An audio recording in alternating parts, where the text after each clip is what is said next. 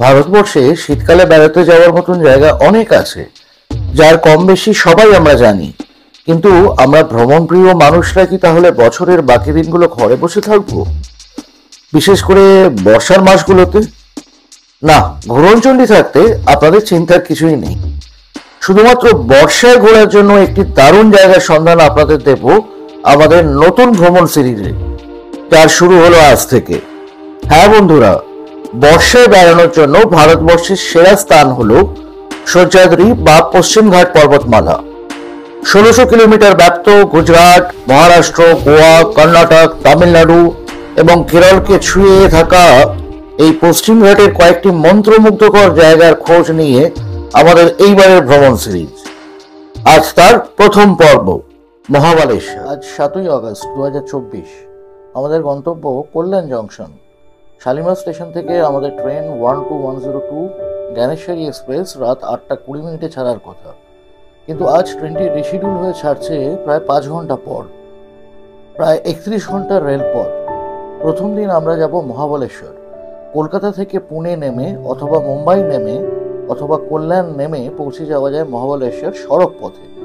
জ্ঞানেশ্বরী কল্যাণ ঢোকে একেবারে ভোর রাত্রে। হাতে অনেকটা সময় থাকবে বলে আমরা এই ট্রেনটি ধরেছিলাম, কিন্তু ট্রেন রিশিডিউল হয়ে যাওয়ায় সেই আশা বিফলে গেল। বন্ধুরা, এখন প্রায় 10টা বাজে, সকাল 10টা। আজকে 9th আগস্ট। আমরা জাস্ট এসে নামলাম কল্যাণ স্টেশনে। ট্রেন প্রায় 7 ঘন্টার উপরে লেট ছিল আপনাদের কালকে দেখিয়েছিলাম। ট্রেন জ্ঞানেশ্বরী এক্সপ্রেস শালিমার থেকে রিশিডিউল হয়ে ছেড়েছিল প্রায় 5 ঘন্টা লেটে। মাঝখানে আরও কিছুটা লেট করে আলটিমেটলি 10টায় আমরা কল্যাণ স্টেশনে ঢুকলাম। তো আমাদের ওয়েস্টার্ন ঘাট ট্রিপ শুরু হচ্ছে এইখান থেকে, কল্যাণ থেকে। আমাদের আজকের গন্তব্য মহাবালেশ্বর।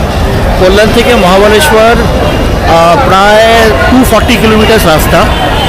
এবার পুনে থেকে আরও কাছে হয়, পুনে থেকে মহাবালেশ্বর অ্যারাউন্ড 123 কিলোমিটার। তো আমরা পুনেটা অ্যাভয়েড করেছি একটাই কারণে, কলকাতা থেকে পুনের একটা মাত্র ট্রেন আছে আজাদ হিন্দ এক্সপ্রেস। এটা মাঝে মাঝেই ক্যান্সেল হয়, ক্যান্সেলেশনের রেকর্ড বেশি। তো ওই জন্য আমরা কল্যাণটা সিলেক্ট করেছি। কল্যাণ বড় জাংশন, এখান থেকে দুটো আলাদা আলাদা লাইন বেরিয়ে গেছে, দুটো আলাদা দিকে চলে যায়, একটা বম্বে দিকটা, একটা কাছাড়ার দিকে। তো এখন আমাদের গাড়ি অলরেডি চলে এসছে, আমি ফোন করে নিয়েছি। আমরা এখান থেকে গাড়িতে উঠবো, straight will move to Mahabaleshwar. Kalyan itself is a big city, big town, আর এইটা হচ্ছে থানে ডিস্ট্রিক্টে।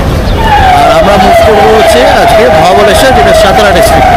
সঙ্গে থাকবেন, দুর্দান্ত ট্রিপ হতে চলেছে। বন্ধুরা, আমাদের এখন গাড়িতে মাল প্যাক হচ্ছে। তো এই কল্যাণ স্টেশনে একটা কিন্তু প্রবলেম আছে, আপনাদেরকে বলে দিচ্ছি যারা আসবেন। পার্কিংটা কিন্তু বিশাল বড় সমস্যা। এদের গাড়ির পার্কিং স্টেশন থেকে অনেকটাই দূরে। তো আমাদের বেশ কিছুটা হেঁটে আসতে হলো। আর এখন বর্ষার সময়, রাস্তায় বেশ কাদা। তো যাই হোক, এখানে লোকাল আমরা কয়েকজনের থেকে হেল্প পেলাম, অবশ্যই অর্থের বিনিময়। ওনারা আমাদেরকে হেল্প করছেন, এই যে দাদারা আমাদেরকে হেল্প করছেন ওপরে মাল প্যাক করে দেওয়ার জন্য। তো আরও মিনিট 5 আমাদের লাগবে এখানে, দেন উইল মুভ অফ।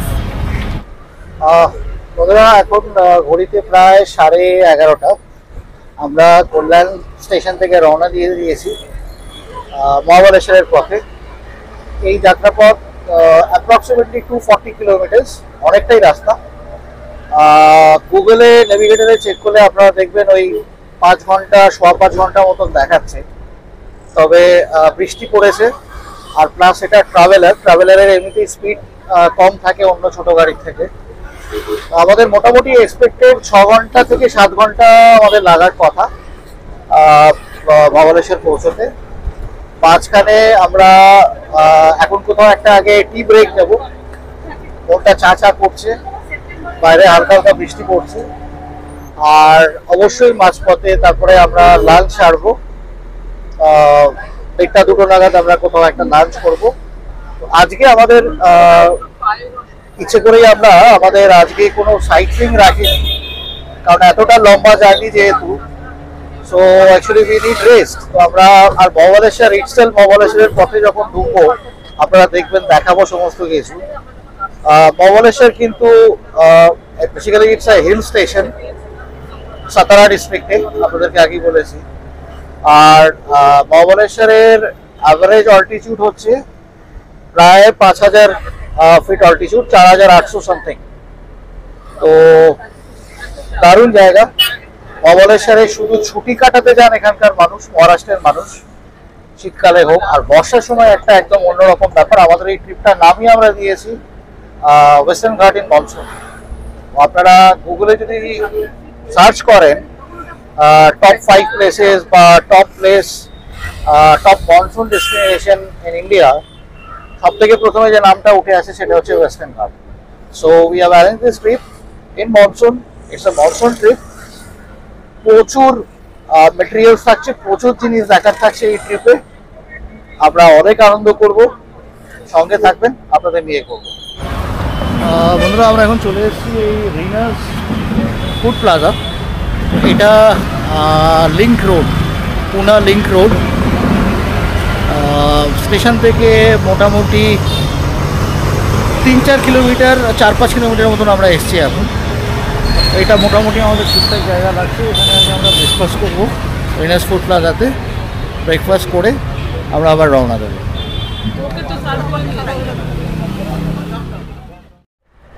আমরা প্রায় 100 কিলোমিটার ট্রাভেল করে নিয়েছি অলরেডি এর মধ্যে।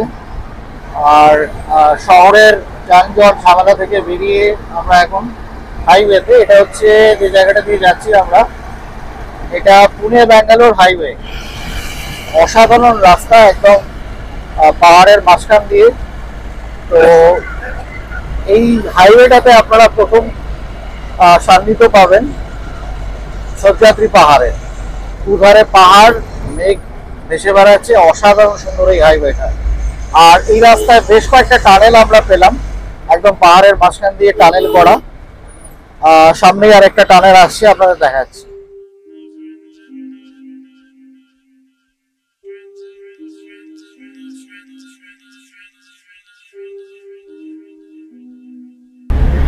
বন্ধুরা, পথে আরেকটা জায়গায় এখানে আমরা দাঁড়ালাম।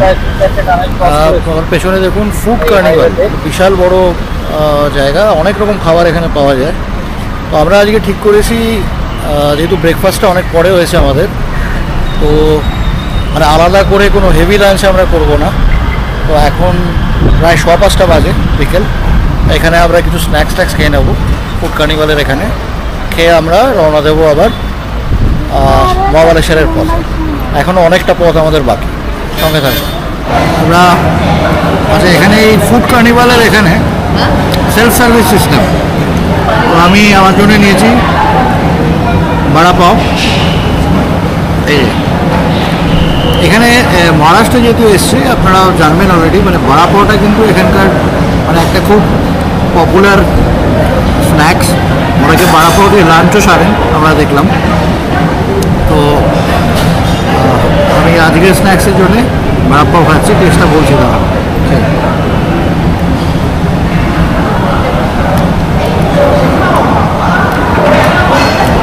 ভালো, বেশ ভালো। পেট পুজো করে আবার আমরা রওনা দিয়েছি। দেখতে দেখতে দিনের আলো মুছে গিয়ে এখন কিন্তু সন্ধে। বন্ধুরা, মহাবলেশ্বরের পথে আমরা এখন চলে এসেছি। এখানে রোড সাইড ধাবা আপনারা অনেক পাবেন, ভেজও আছে, নন ভেজ আছে। তো আমরা সিলেক্ট করলাম এইটা, মানস রেস্টুরেন্ট। তো আমাদের অ্যাকচুয়ালি হোটেলে পৌঁছতে এখনও 1.5 ঘন্টা টাইম লাগবে মহাবলেশ্বরে। তো এই কারণে আমরা মানসের এই রেস্টুরেন্টে আপাতত আজকে ডিনার আমরা এখানেই সারছি। ডিনার সেরে রওনা দেবো straight মহাবলেশ্বর।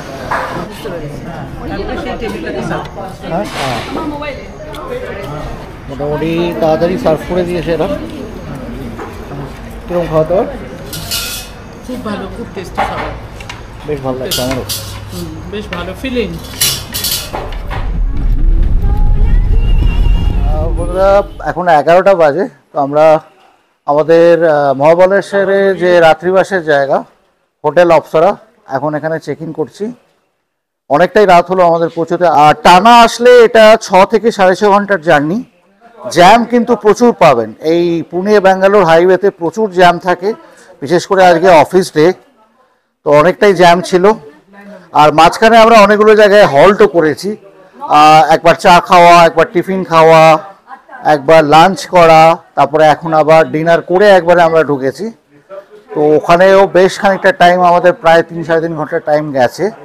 So otherwise it would take you 6 to 7 hours from Kollam to reach Mahabaleshwar if you come directly. আর এই হোটেলের বাইরে সিন সিনারি এখন অন্ধকারে আর আপনাদের দেখাতে পারছি না, কালকে সকালবেলা ফ্রেশ হয়ে ভালো করে দেখাবো আপনাদের বাইরেটাও।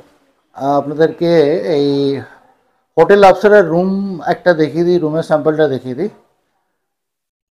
এটা হচ্ছে আমার রুম, বেশ পরিষ্কার পরিচ্ছন্ন রুম, বড় রুম, ওয়েল ডেকোরেটেড। এই দেখুন, এটা হচ্ছে বিছানাটা, কিং সাইজ বেড আছে, যথেষ্ট বড় বেড। এদিকে ড্রেসিং টেবিল আছে, ওয়েল ইকুইপড, ইলেকট্রিক হিটার আছে, ইন্টারকম আছে। এদিকেও একটা ড্রেসিং টেবিল আছে, এদিকেও একটা ড্রেসিং টেবিল আছে। দেখুন, ঘরে সাফিসিয়েন্ট লাইটিং আছে, টিভি আছে। আর এদিকটা হচ্ছে ওয়ার্ড্রোব সেকশনটা, ওয়ার্ড্রোবটা, এদিকে ওয়ার্ড্রোব আছে জিনিসপত্র রাখার জন্যে। And this is the bathroom. বাথরুমটা দেখিয়ে দিচ্ছি, যথেষ্ট স্পেস আছে বাথরুমে,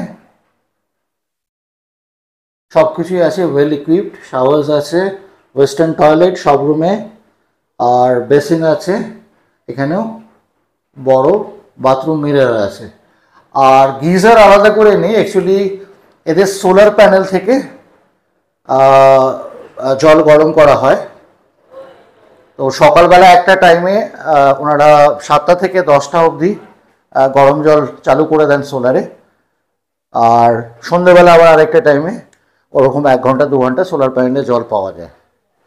আবার তো রুমটা বেশ ভালোই লাগলো। আপনাদের কেমন লাগছে রুমটা একবার কমেন্ট করে জানাবেন।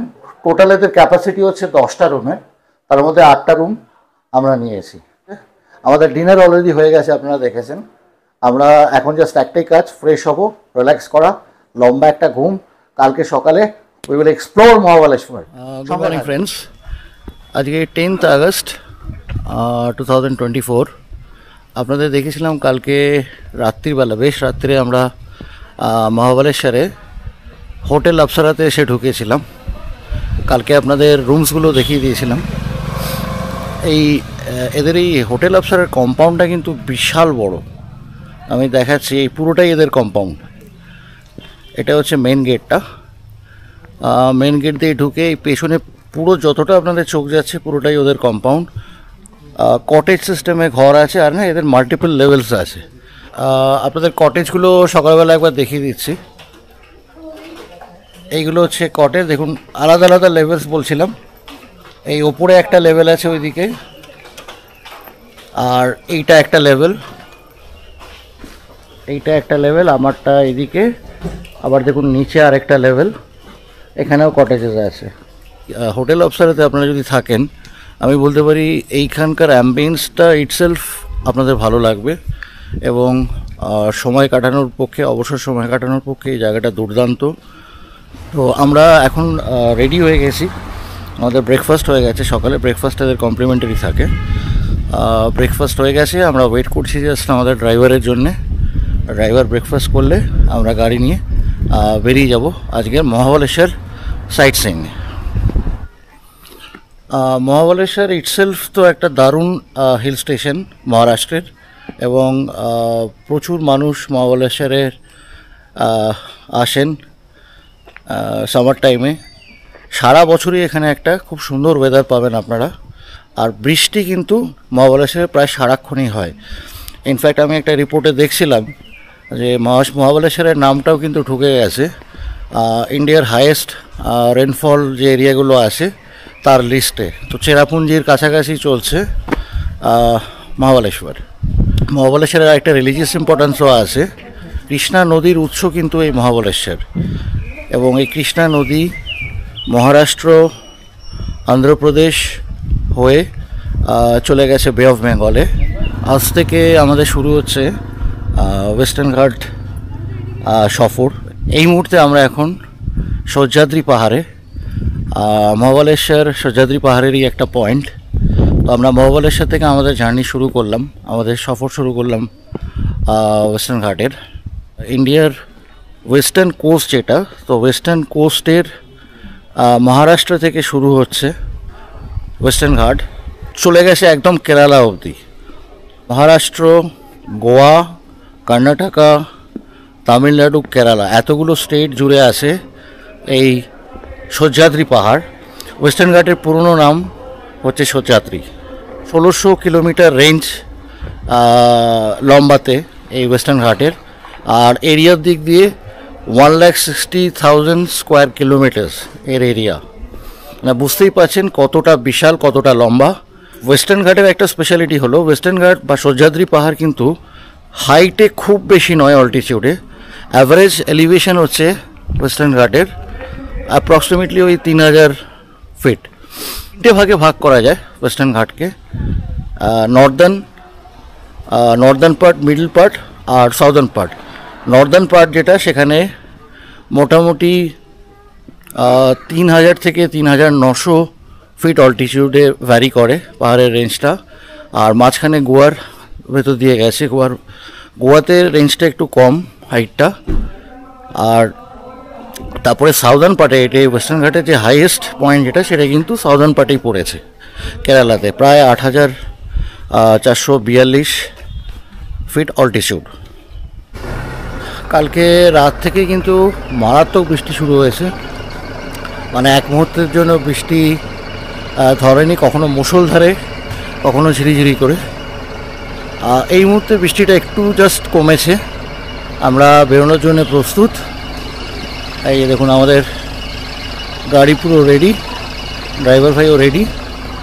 তো now we shall move off from here for today sightseeing. আমরা বেরিয়ে পড়েছি আজকে সকালের সাইট সিংয়ে মহাবালেশ্বরে। আমরা এখন প্রথমে যাচ্ছি প্রতাপগড় ফোর্ট।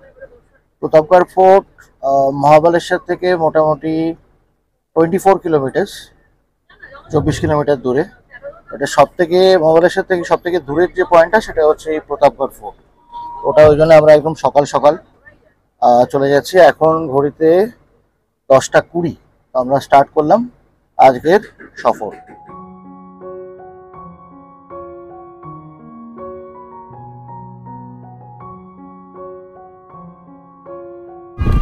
বন্ধুরা, এখন আমরা পৌঁছে গেছি আমাদের আজকের যে ফার্স্ট স্পট বলেছিলাম, প্রতাপগড়। তো এটা প্রতাপগড় ফোর্টে ওঠার বেসটা। এখান থেকে বেশ কিছুটা হেঁটে উঠতে হবে আমাদের ওপরে। আর দেখতেই পাচ্ছেন আমরা সবাই এখন রেনকোট পরিহিত, আমি, লীনা। তো এখানে রেনকোট ছাড়া অ্যাকচুয়ালি উপায় নেই, টানা বৃষ্টি হচ্ছে, কখনো ঝিরঝিরি করে, কখনো মুষলধারে, আর একটা হাওয়া আছে। তো হাওয়াটার জন্য এই রেনকোটটা এখানে মাস্ট, কারণ ছাতাতে আটকাবে না, পুরোটাই ভিজে যাবে। তো আমরা এখন এখান থেকে ওপরে যাব। আমরা এখন উঠছি একদম ওই উপরটাতে আমাদের উঠতে হবে, ঘুরে ঘুরে অনেকটাই রাস্তা।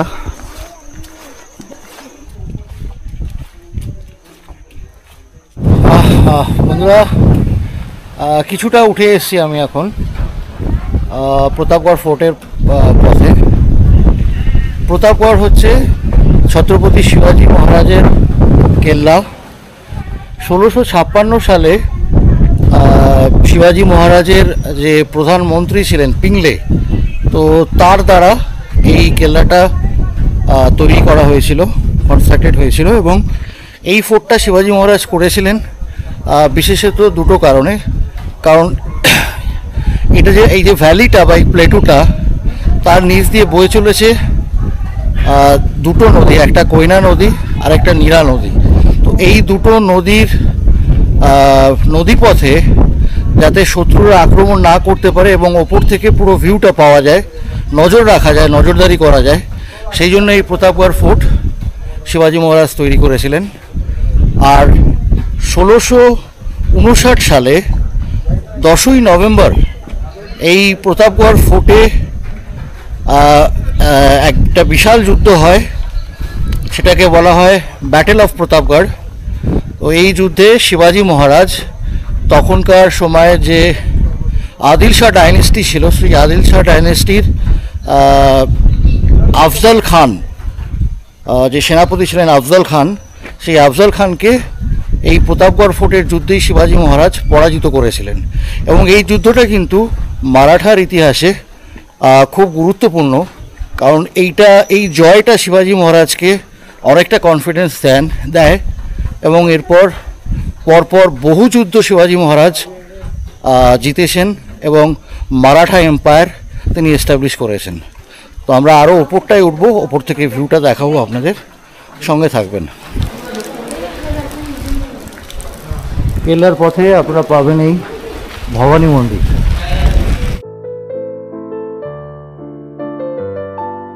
এই ভবানী মাতা মন্দিরের একদম পেছন সাইডেই আপনারা পাবেন একটা এক্সিবিশন আছে প্রতাপগড় ফোর্টের। এখানে একটা সোভেনির শপও আছে, তো আপনারা চাইলে এখানে কেনাকাটা করতে পারেন। সোভেনির আছে, বিভিন্ন রকম পেয়ে যাবেন।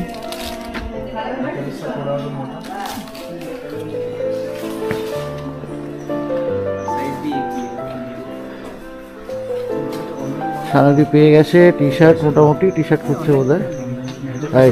শিবাজী মহারাজের টি শার্ট নিয়ে না।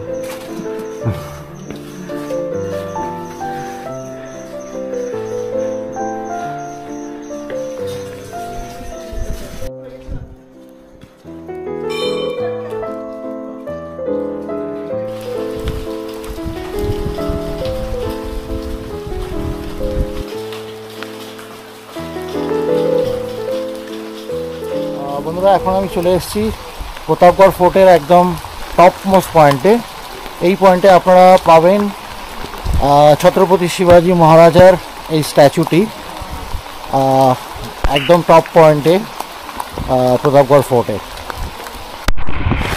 আমরা প্রতাপগড়ের একদম টপ পয়েন্ট এক্সপ্লোর করলাম, শিবাজী মহারাজের স্ট্যাচু আপনাদের দেখালাম। বলো ছত্রপতি শিবাজী মহারাজ কি, छत्रपति शिवाजी महाराज की जय, छत्रपति शिवाजी महाराज की जय।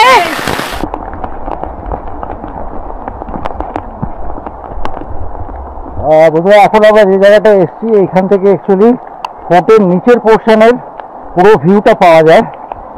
এখন ফগ আসে, আমি দেখাচ্ছি কতটা আপনারা দেখতে পারবেন। এই যে দেখুন, এইটা হচ্ছে আইকনিক ভিউ প্রতাপগড় ফোর্টের।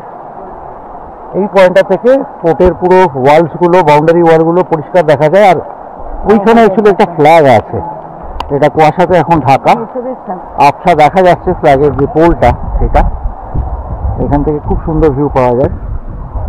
চারিদিকে একদম সহ্যাদ্রি পাহাড়ের প্রায় চূড়াতে এই প্রতাপগড় ফোর্ট।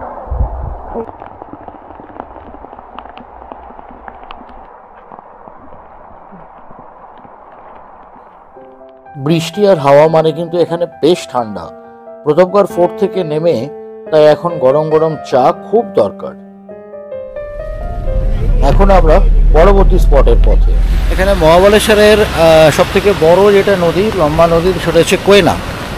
তো আমরা এখন এই কোয়না রিভার রাফটিং পয়েন্টের কাছে এসেছি। আমরা রাফটিং করব না, আপনারা চাইলে এখানে কোয়না নদীতে রাফটিং করতে পারেন। আমি বন্ধুরা, এটা হচ্ছে rafting point, Koyna river rafting point. আচ্ছা, এই একটা রাফটে ওনারা 6 জনকে নেন, পার হেড চার্জেস হচ্ছে 1000 টাকা করে। তো আপনারা চাইলে এখানে রাফটিং করতে পারেন। মোটামুটি 1 ঘন্টা রাফটিং হয়, 13 কিলোমিটার স্ট্রেচে ওনারা রাফটিংটা করান। 1 থেকে 1.5 ঘন্টা মতন টাইম লাগে, জলের ফ্লোয়ের ওপরে ডিপেন্ড করছে। But this is a good enjoyable thing here, you can do the rafting at কোয়না।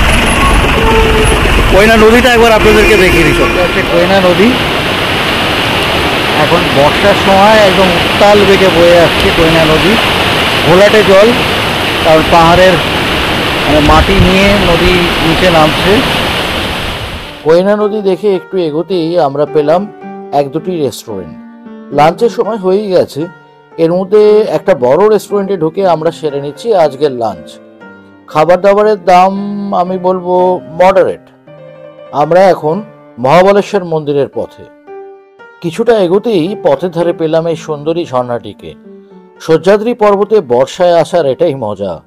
পথের আনাচে কানাচে আপনারা পেয়ে যাবেন এরকম অনেক নাম না জানা ঝর্ণা।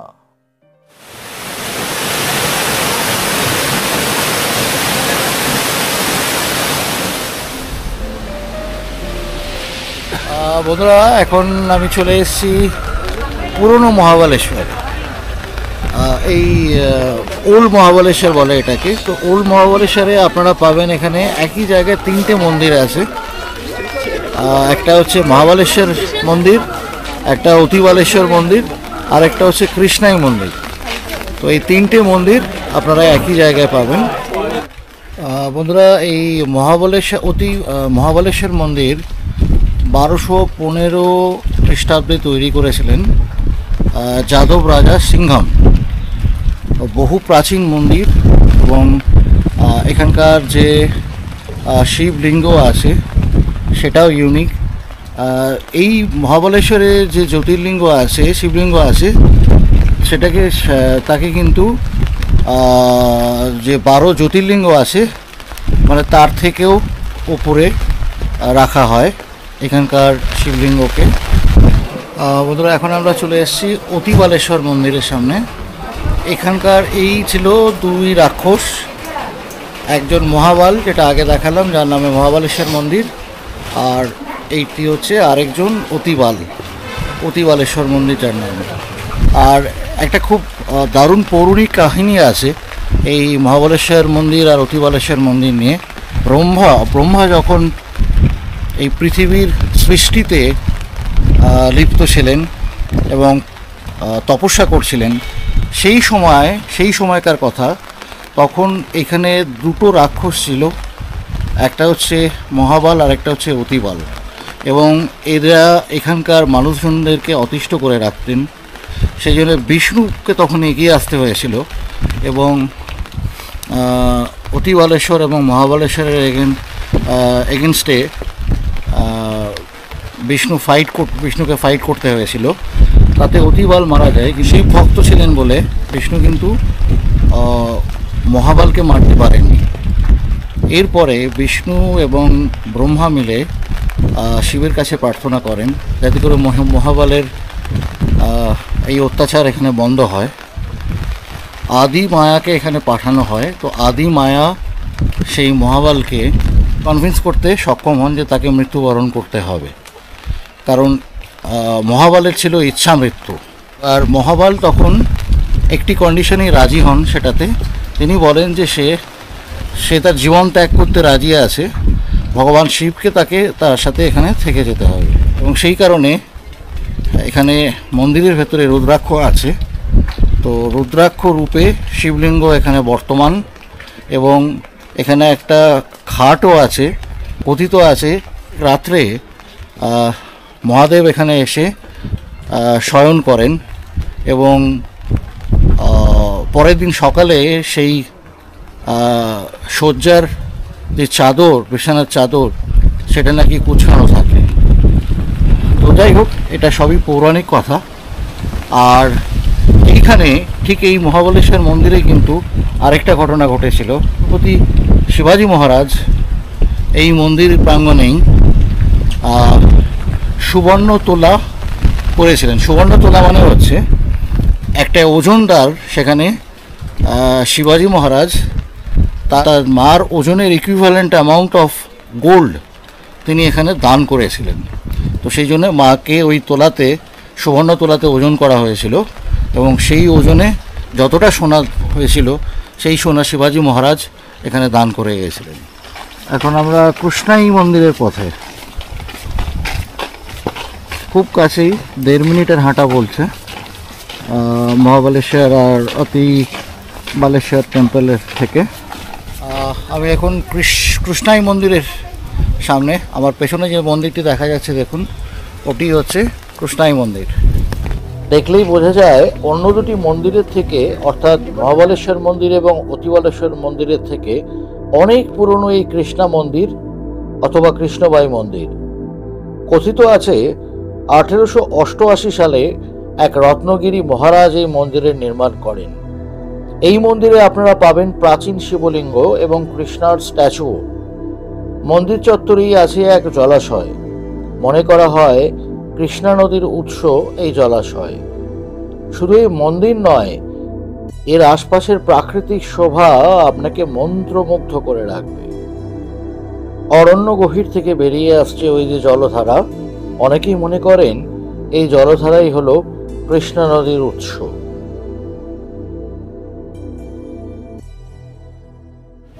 এই জায়গাটা হচ্ছে মহাবালেশ্বরের পুরো মার্কেট এরিয়াটা।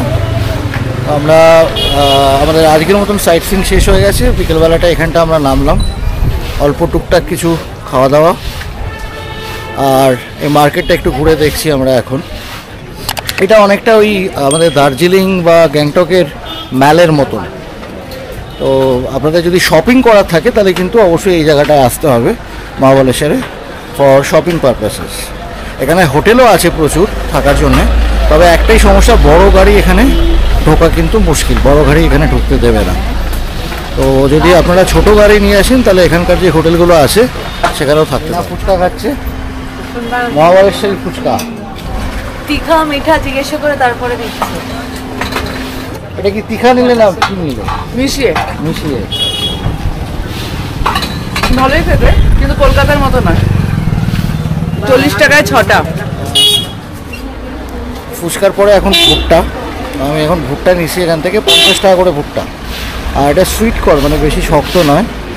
ওরা চাট মশলা পিটনুন সব নিয়ে একটা মিশিয়ে ওরা মশলা লাগায়। তো খেয়ে বলছি কীরকম লাগে। টেস্ট করা তো একটু নরম মিষ্টি, একদম মিষ্টি, কিন্তু অরিজিৎ ভালো লাগবে না। মহাবালেশ্বরের খুব কাছেই পঞ্চগনি। আগামী পর্বে আপনাদের সঙ্গে মহাবালেশ্বর এবং পঞ্চগনির আরো কয়েকটি সুন্দর সুন্দর জায়গা ঘুরে আপনাদের নিয়ে যাব পুনে জেলার লোনাওয়ালাতে, সহ্যাদ্রির অপরূপ সৌন্দর্য চাক্ষুষ করতে। খুব শীঘ্রই আপনাদের সঙ্গে দেখা হবে আগামী পর্বে। ততদিন সুস্থ থাকবেন, আনন্দে থাকবেন, আর অবশ্যই ভ্রমণে থাকবেন। শুভ বিদায় বন্ধুরা।